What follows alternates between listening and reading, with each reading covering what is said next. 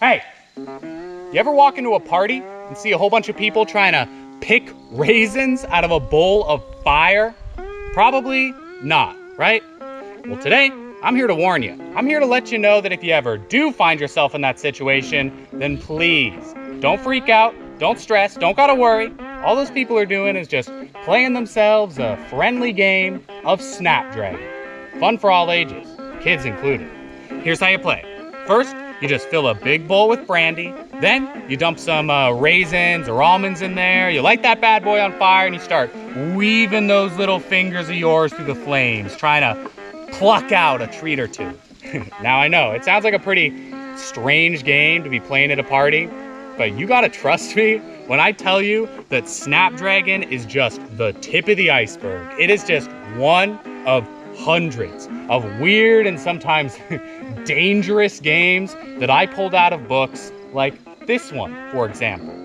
Parlor games and amusements, containing a choice selection of games for social entertainment, published way back in 1912. You see, right around like the turn of the 20th century-ish, there was this really big boom in the publication of little books like this one. And they're all basically just kind of like lists of games and stunts and party tricks that you can bust out to liven up a get-together. And I've been reading a ton of them. And, you know, let me tell you, there's just all sorts of wild stuff in these books that I feel like I need to show you. So please, sit back, relax, and take a look at some of the strange games that you might get roped into if you went to a party back in 1890. All right, so like I said, most of these books are pretty much just kind of like lists of activities, right? You know, we got indoor games, we got outdoor games, we got card games, we got word games, and as you're looking through all these lists, you're probably actually gonna recognize like a decent amount of the entries. You know, we got charades, we got Simon Says, we got musical chairs, but eventually you start to get past those familiar games, and it doesn't take long to start noticing some weird sounding stuff. Like, for example, bullet pudding. Want to know how to play this one? Well, it's pretty simple. It's kind of just like bobbing for apples, but instead of a big bowl of water, you have a big bowl of flour, and instead of an apple, you have a live bullet. So yeah, the whole game is that you shove your face into a bunch of flour and try to dig out a bullet with your teeth. Or hey, how about this one? It's called peanut bum. All you do in this one is you just dump a whole bunch of peanuts on the ground, and then everybody rushes in and tries to grab as many peanuts as possible. And whoever gets the most wins. That's the whole game. Oh, and by the way, violence absolutely allowed in this game. So feel free to really muscle your way in there after the peanuts, right? Because this one, it's basically just no holds barred peanut battle royale. Or how about this one? This is one of my favorites. Centaur battle. All you do in this one is you just have two people, you know, line up in kind of like the shape of a centaur, and then you have two other people also line up like a centaur, and then they battle. And that's all the book says. It does not describe how you're supposed to battle or how you know who wins or anything. It just says,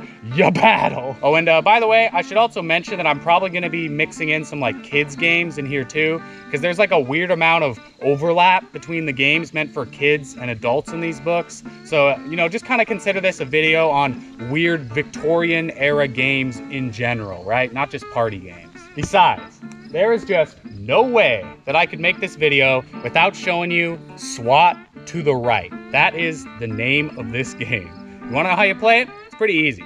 You just get a whole bunch of people to stand in a circle, then everybody closes their eyes, then someone hands you a belt, and you just turn and start immediately wailing on the guy next to you with the belt. Then that guy is supposed to run out of the circle and around the group and back to his spot. And the whole time you're supposed to just be chasing them down, just blasting them with the belt. And then once they're back to their spot, they're safe, and you hand the belt to somebody else, and they start just beating the snot out of whoever is on their right. Like, how is this one even a game? Like, it's basically just like whipping people with a belt with the loosest possible structure around it. Oh, and I really like this particular book's version of the game where it says at the end that you need to be careful of players who warn the guy that they're supposed to hit instead of just immediately beating their brains in. Like watch out for those pesky players who don't just want to blindside blast their friend in the face with a strap of leather.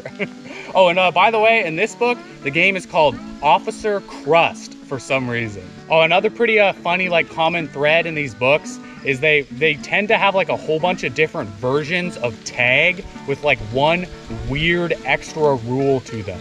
Like, how about witty way, for example? In this version of tag, the person who's it, before they go run and chase people, has to yell out, witty way, cock warning. Usually though, these special versions of tag, they just have some kind of like strange rule about something you can do to become immune to being tagged. Like in hang tag, where you can't be tagged while you're hanging from a tree branch. Toe and nose tag. In this one, you can't be tagged if you're touching both your nose and your toe. Ostrich tag. To be safe in this one, the player has to be, has to be standing on one foot with the opposite arm under the knee of the same side with the hand grasping the nose. I'm safe. Ankle tag. This one actually sounds kind of fun. You're safe if you grab somebody else's ankle, but the person whose ankle you're holding is not safe. So you literally just sabotage everybody else in order to save yourself. Like, that actually sounds pretty fun. I can imagine a whole bunch of scenarios where you're holding on to somebody's ankle and they're just swatting at your hand and the person who's it is chasing you both down. And you know, there's actually like a whole ton of these games that are just like barely even games. Like, it's just unpleasant stuff that you have to do. Like, for example, how about milk bottle race? In this one, you just try to drink an entire baby bottle full of milk as fast as possible. That's exactly what I want to do when I go to parties. Or how about this one? Dancing for the cake. You put a cake on a table, and then everybody dances around the table, and whoever dances for the longest wins the entire cake. You know, sometimes these games, they sound like relatively normal, and then they just have like one random little detail to them that throws the whole thing off. Like, how about hot cockles, for example? In this game, you have one person in the group close their eyes, and then they hold their hand out, and somebody else in the party is supposed to smack their hand, and the person with their eyes closed has to guess who smacked their hand. And it doesn't sound like the most exciting game, but at least it's not all that weird, right? Until you read about the very specific pose that the blindfolded guesser is supposed to get into. You're supposed to put a blindfold on them, and then they turn around, and then they get on their knees, and then they twist their arm behind their back like this. And then you're just supposed to sit there like that while people just haul off on your open hand like this. You're just supposed to sit here like this in the middle of a party. Oh, and some versions of the game, they literally describe that kneeling pose as kneeling as if he were about to submit to the punishment of being beheaded. Like, isn't that a great way to try to convince someone to play a game? Like, dude, this game is so sick. You're gonna love it, all right? Here's what you gotta do. Just kneel down like I'm gonna execute you. Oh, and also quite a few entries for hot cockles that I found. They also specify that the person who's getting slapped is supposed to put their head in the lap of one of the women at the party for some reason. I don't know. Oh, here's a good one. It's called Pinch Without Laughing. And this one, you just like pinch somebody's nose and then they're supposed to keep a straight face while you're doing it, right? And that's pretty normal. The only reason that I wanted to highlight this game is because I found this awesome example picture of some people playing it. Like, just look at that dude there. He is stone cold. That dude is all business. In his mind, this is the Pinch Without Laughing World Championship match. Oh, and speaking of not laughing, you know that one game where you just like stare at somebody and whoever laughs first loses? Well, a lot of these books have that game too. It just listed under like really weird names. Like, for example, in this book from 1921, that game is called Long Glum.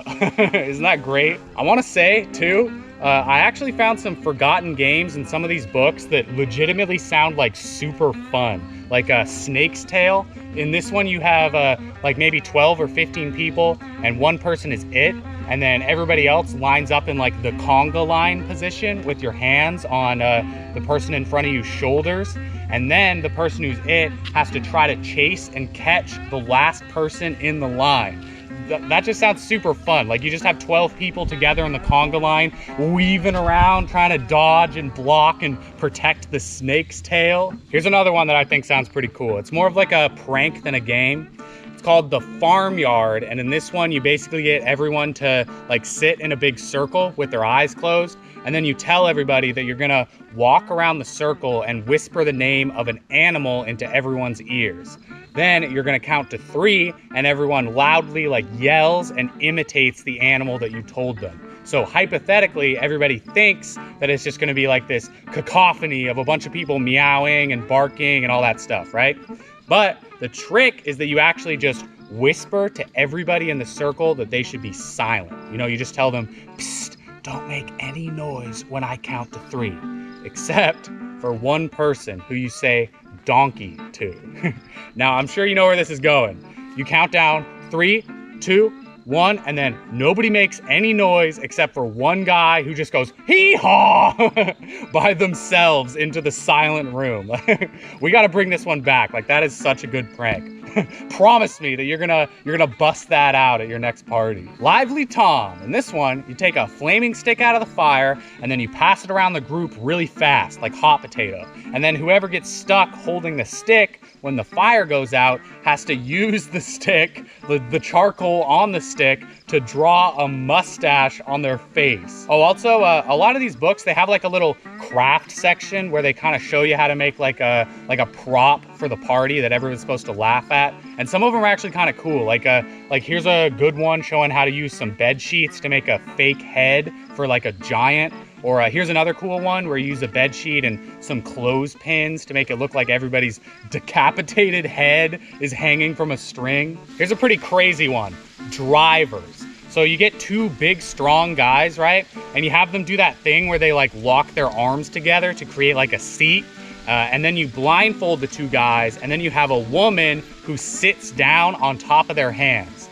Then the woman is supposed to verbally guide them to complete a running race. So it's like she's driving them, right? Like the 2 guys make a car and she's in the driver's seat directing which way to go. Just sprinting across the living room blindfolded, carrying another person. Okay, so a lot of these books, they have like separate sections for boys and girls games. And I just think the contrast between the boys games and the girls games is just so funny. Boys game, tie your shoelaces together and attack each other. Girls game, see who can cry the best.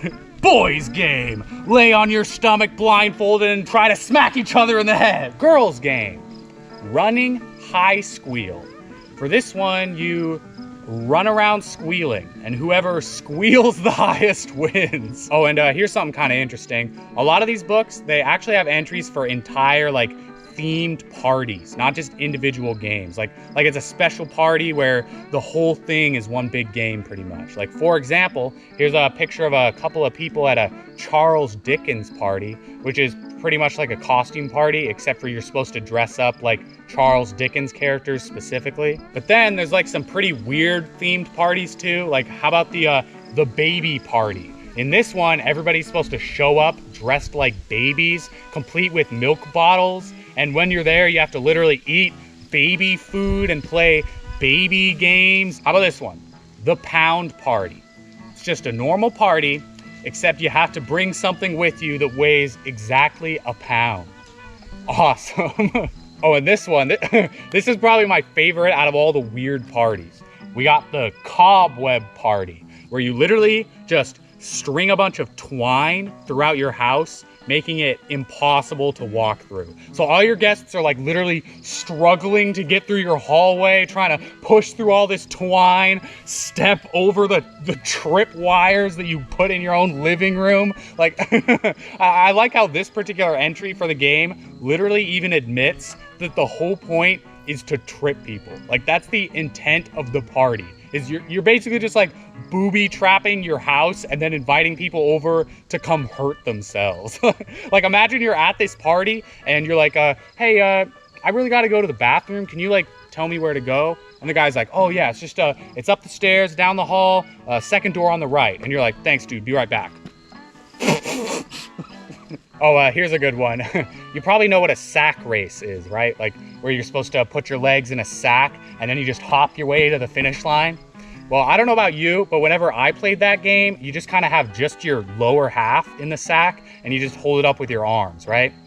So that you're just kind of halfway in there. So if you fall, you can catch yourself.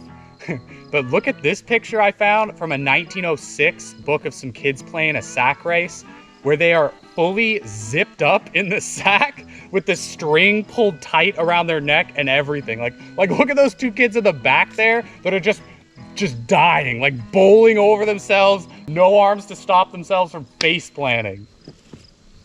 All right, and now I want to close this video out with what is definitely the craziest game that I found in any of these books, and maybe even the craziest thing, period, that I have ever uncovered in making videos for this channel. Like, this game is so wild that I actually debated like even putting it in the video because I was a little afraid that YouTube was gonna like age restrict the video or something. But I thought about it and I just cannot leave this one in the dark. So please, let me introduce you to Laughing Gas.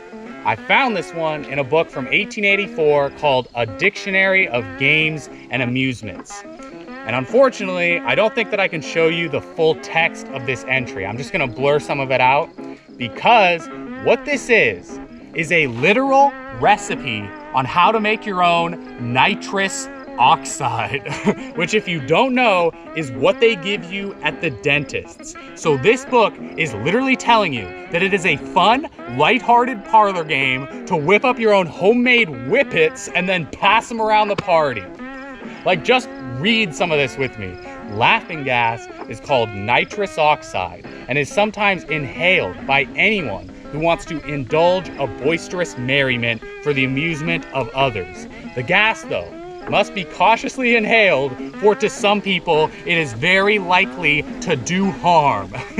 and then it just goes on to tell you like the correct method for inhaling the gas and everything. Like, is this not the most wild thing you've ever seen? They're writing about this like it's just like another game, like it's musical chairs or hide and seek or something.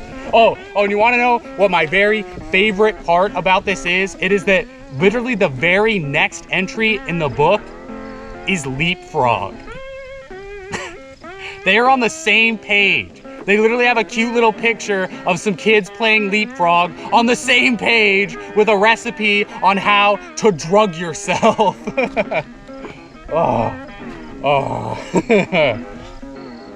Oh, thanks for watching.